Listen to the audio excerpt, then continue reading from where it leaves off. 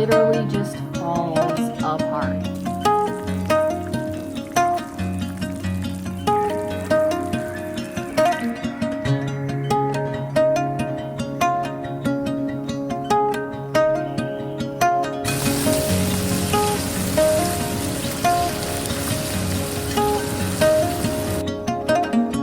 Hi there, and welcome to another video. This one is gonna be all about food. I'm gonna bring you along and show you everything that I eat for dinner for an entire week.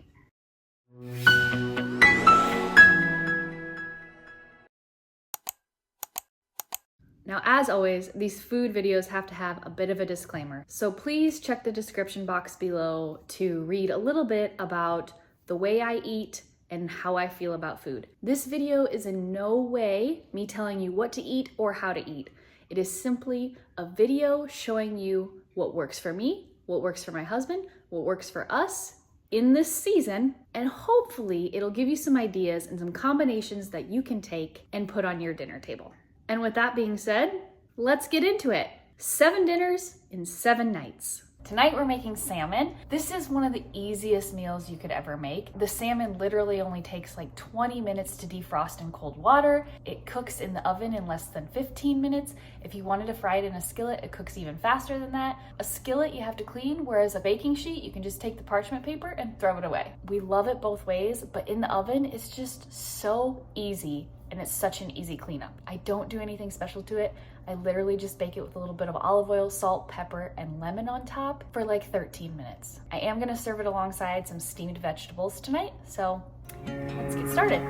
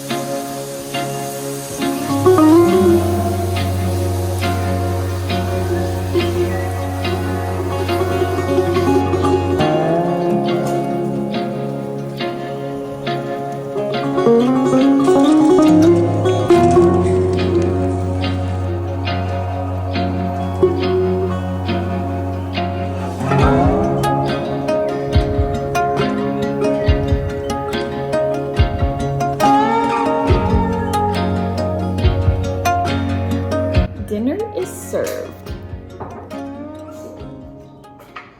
I got asked out on a date tonight. Kind of nervous, thinking I'm gonna go home with him.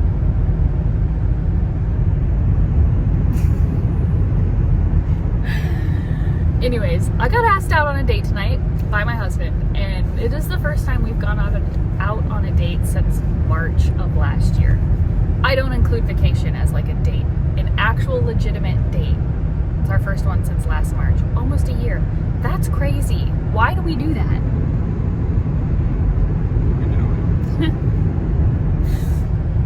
We're going to a pizza place in St. Louis that is supposed to be the best gluten-free pizza. They also have gluten-free wings. So I'm super excited. I'll take you along with us. Probably gonna be a little bit of a montage because I'm not gonna talk in the place, but I'll show you some video and stuff when we're there. So, major change of plans. The place that we wanted to go is closed. So we are gonna head to a barbecue place that we've ate at before and really like. And we will just just have to go on a date again sometime soon. Something must have happened because they're never closed on Saturday nights. So, not really sure what's going on. Rain check on that place. Off to barbecue.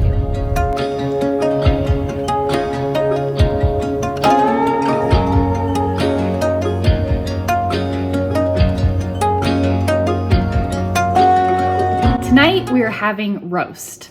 This is a round roast, and it was from a cow that was born and raised on our farm. Look how good it looks. I like to cook my roasts for an hour per pound, and this is 4 pounds, 3 ounces.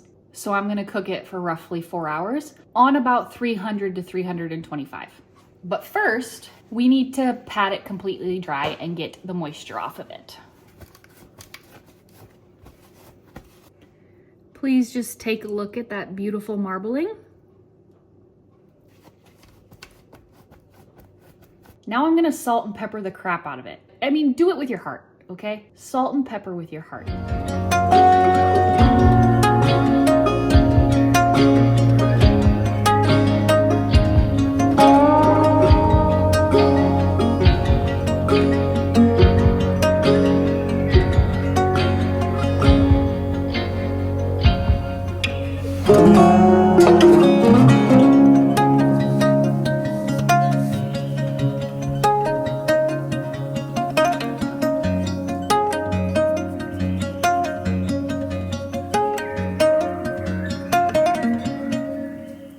All right, our roast is generously salt and peppered. I don't add anything else to this. I know that that blows some people's minds. They think that they need liquid in here so that it doesn't burn, but trust me, you do not. You do not. I'm gonna cover this and put it in my oven for about 4 hours at 300 degrees Fahrenheit. And in 4 hours, I will show you the next step.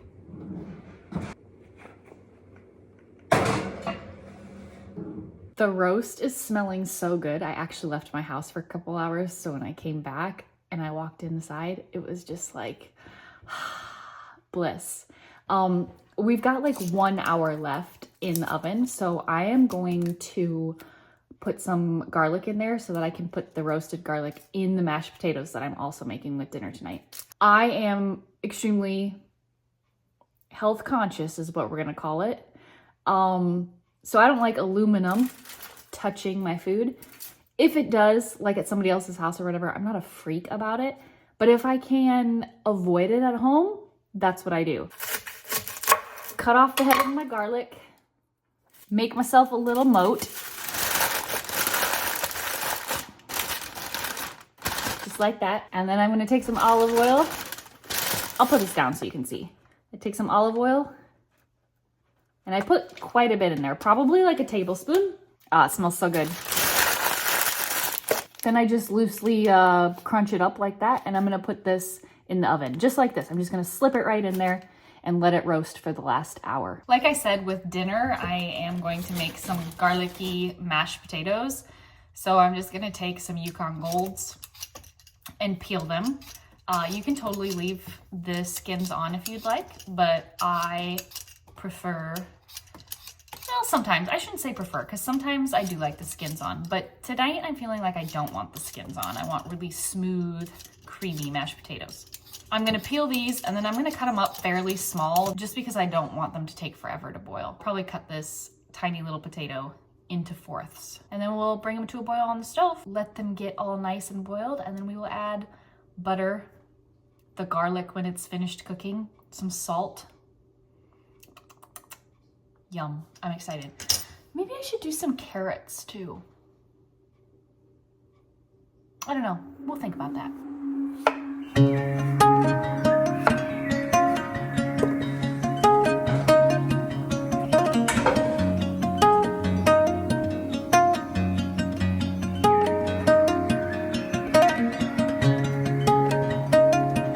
The roast is done. If you can hear water boiling, I am so sorry. Since this is a round roast and not a chuck roast, it's not as fatty. So there are some like drippings in the bottom of the pan, and I'm gonna keep all of those in there. If it were a chuck roast and it was creating, you know, like that much in the bottom of the pan, then I would pour it all out into a jar. And then I shred this meat up and I put it back in the pan, and then I would add just a little bit of that in to kind of like incorporate it, and then I put it back in the oven for like 15 minutes at like 450 with convection on, so it gets like nice and caramelized on top. Oh, it's so good. This is what's in the pan. There's not much, if you can see it. So I'm gonna leave all of that in there. And now, all we need to do is shred it.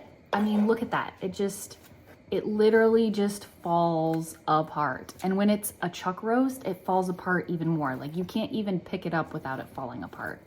It's insane. But look at that.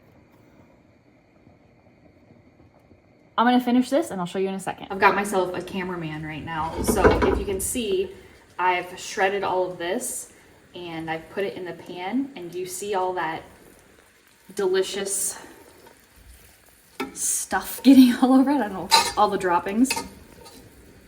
You just want to get it good and mixed. If you have a roast that isn't super fatty, you could add a little bit of olive oil to it. I am not going to, because this is plenty. And then I'm just gonna put it in the oven, and you want to put it at the top at 450 degrees and cook it for an additional 15 minutes and just kind of get these top pieces like kind of caramelized and charred. All right, it's been about 5 minutes, and I'm just going to mix it up again and then put it back in the oven.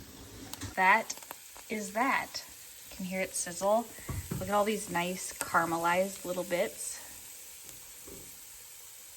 Incredible. Bon appetit, dinner is served. This is Keith's. Say hi. Hi.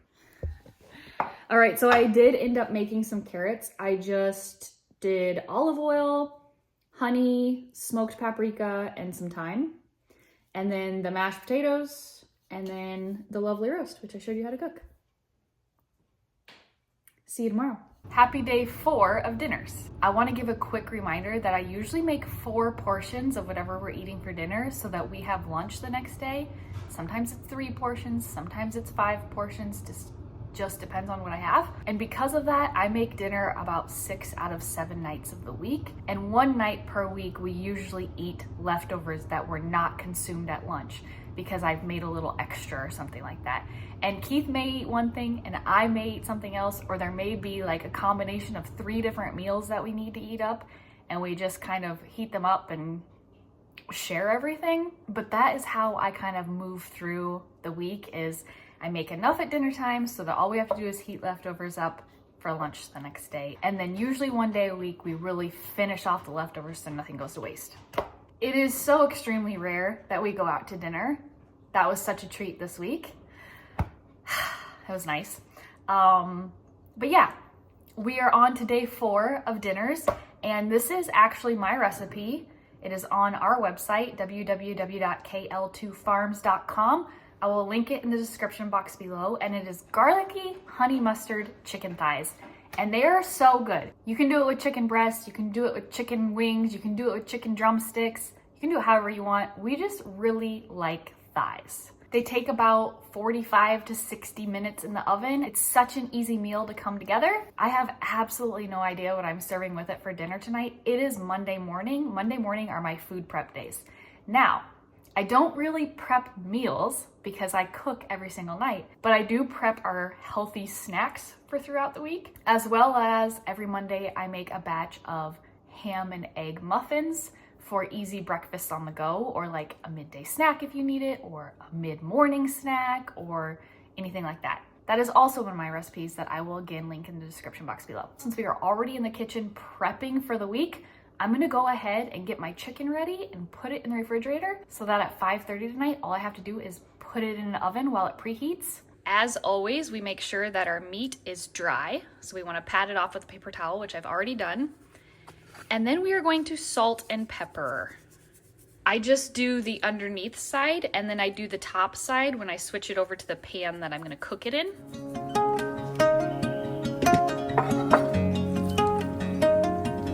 The one thing you wanna do is make sure that the skin is pulled over the thigh so it gets a nice crispy layer.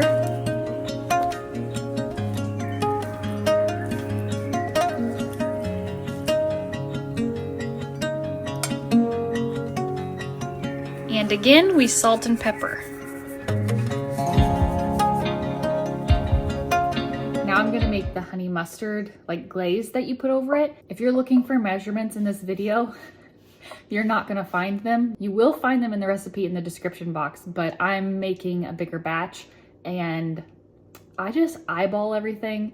I'm not very good about measurements. I've never been good with measurements. It comes from my mother. I just cook with my heart. So that's what we're gonna do. The only ingredients that you need are coarse Dijon mustard, regular Dijon mustard, honey, olive oil, and a whole lot of garlic. I like to roughly chop my garlic because garlic will burn really easy in the oven. So I like to keep my pieces kind of bigger so that we can avoid that. We're gonna start with some olive oil.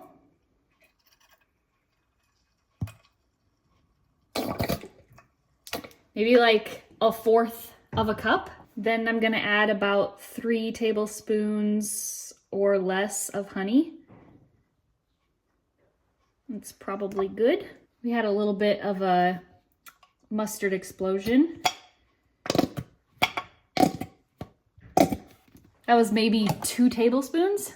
And I'm gonna add 2 heaping spoonfuls of the coarse grain. Gonna mix, mix, mix.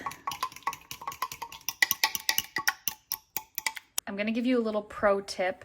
If you put the garlic in first, then it will kind of sink down into these pockets when you pour the mustard on. And then that way it won't get as burnt because you don't like that burnt garlic taste. Nobody likes the burnt garlic. But garlic is so good for anti-inflammatory and flavor. Now I'm gonna pour on the honey mustard. I have also made this without garlic many times and it turns out great. It's just better with it. There she is in all her glory. She's beautiful. I'm going to cover it now and put it in the fridge, and I'll see you tonight when I put it in the oven. I would just like to reiterate that when you take something from cold and put it in a hot oven, sometimes it can crack. So my number 1 tip is to put it in the oven while it's preheating. Then it heats up the pan slowly and your nice cookware, dishware will not crack. The chicken is going into a 375-degree oven while it preheats, like I said, so your pan doesn't crack if it's been in the refrigerator. I am just prepping some sweet potatoes. These are actually from my garden last year.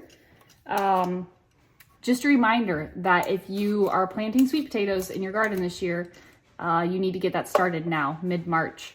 I have an entire playlist on how to start sweet potatoes. I'll link it in one of these corners here. And yeah, happy sweet potatoing. Sweet potatoes are the best thing out of my garden. And like I said, I'm still enjoying them up to now. All right, sweet potatoes are diced and I'm just gonna add some avocado oil and some salt. Give them a good mix up and put them in the oven with the chicken.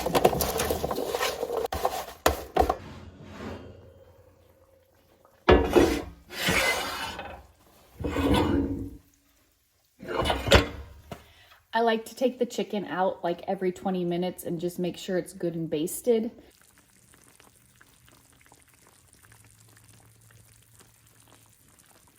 Dinner is served. It's just 2 pieces of chicken and some sweet potatoes.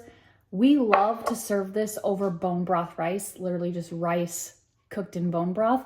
But Keith has been gluten-free for over a year and a half now. And recently he's doing grain-free. So no rice for us, but it is delicious that way, so give it a try. He's actually right behind me. He doesn't want to be on camera tonight, so I am going to go enjoy this meal with Keith, and I'll see you guys tomorrow. Happy day 5 of dinners. Keith ended up having to be out over dinner time tonight too. He's not going to be home until probably like 10 p.m. I'd say. And so he needed 2 meals on the road. So he took leftovers from Sunday night and he took leftovers from last night, which was Monday night. And then for lunch today, I ate another serving of Monday's leftovers. So there are no leftovers left over in our refrigerator. So I actually had to make something. I just made something super easy because I didn't really want to cook. But now I'm gonna have to cook something for lunch tomorrow because we have no leftovers. Like, I have cleaned everything up. The only thing that I cooked tonight are these Teton Polish sausages from Costco. They're so good, I love them. They're fully grass-fed beef sausages. They're just delicious. Then obviously I have cucumber, avocado. This is some leftover salami. And then this is my favorite like little cottage cheese mixture. It's cottage cheese, lemon, salt, pepper, dill, and then some crushed red pepper on top. I just kind of get a little bit of everything in a bite. A little bit of cottage cheese, a little bit of avocado, a little bit of cucumber, and then a piece of beef sausage.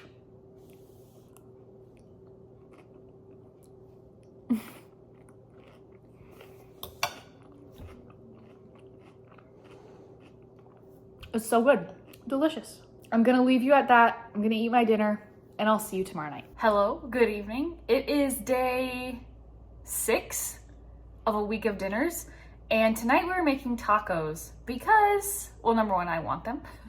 But number two, it is the second day in a row that it is gross here in Missouri and there's nothing that can fix that like tacos can. We're gonna do some ground pork tacos. I made a huge batch of my homemade taco seasoning earlier. I will leave that in the description box below. And then I cut up this pineapple earlier, so I think I'm gonna chunk some up really small and add it to some like grocery store salsa that we have. These are our favorite corn tortillas. I like to steam them and then fry them over the open flame on our gas stove.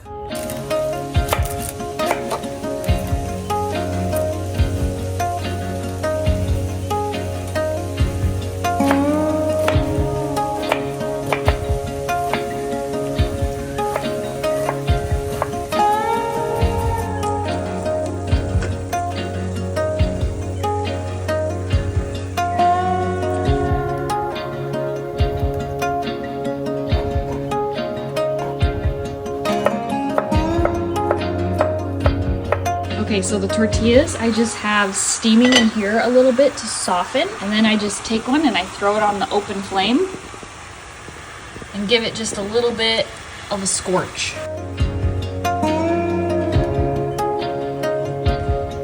And then I just put it in a tea towel until it's time to eat. This is the salsa we've been using. I've been getting it at Fresh Thyme and it's so good. The ingredients are incredible, which means it doesn't last very long. You've got to use it right away. Diced tomatoes, jalapenos, water, onions, lime juice, cilantro, salt, garlic, and vinegar. That's it. The tacos are done. As you can see, Keith started. He's a hungry boy tonight. And this is what they look like. We've got our ground pork. We've got onions, we've got some pineapple, and then we've got that salsa that I showed you. Bone apple teeth. We'll see you tomorrow. Good evening. Welcome to the last night of a week of dinners. Tonight we're having steaks. We're having ribeyes. Born and raised on our farm. This is what they look like. I'm just getting them all patted dry. We've been eating steak like once a week, usually on Thursday nights. I don't know. We've just been obsessed with steak lately.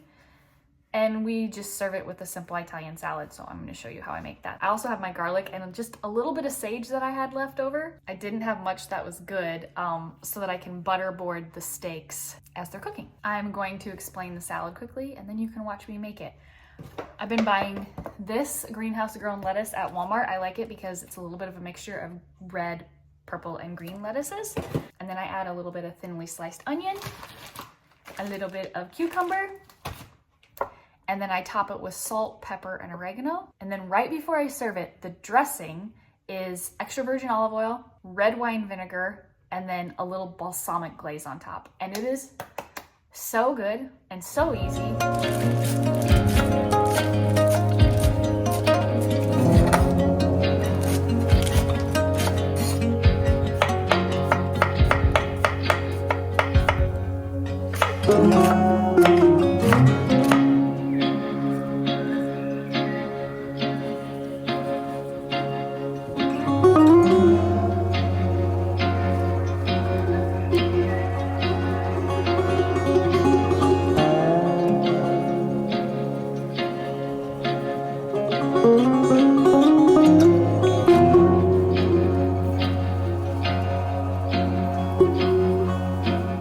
This pan is hot. I'm just gonna hit the fat caps quick.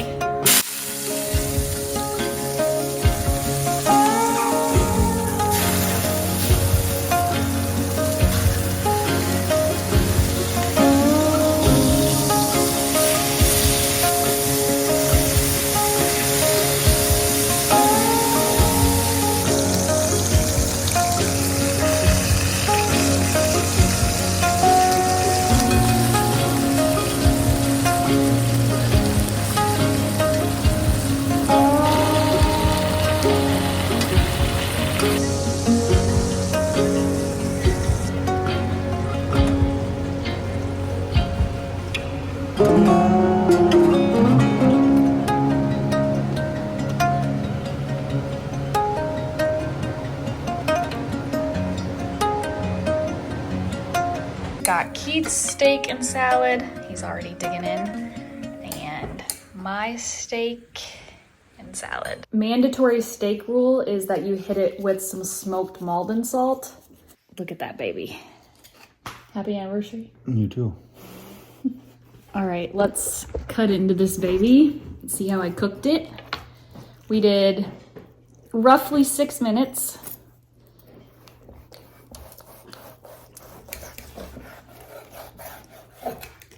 Ugh, she's a little overcooked.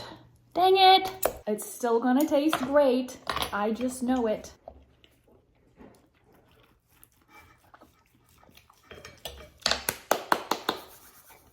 It was so good. Look at that. Keith just had a piece that he put in his mouth that was literally falling apart. Look at that. Look at that. It's unreal. That is the last day of a week of dinners, ending it on my favorite night, steak night. Thanks for joining me, and I'll see you in the next one. Bye.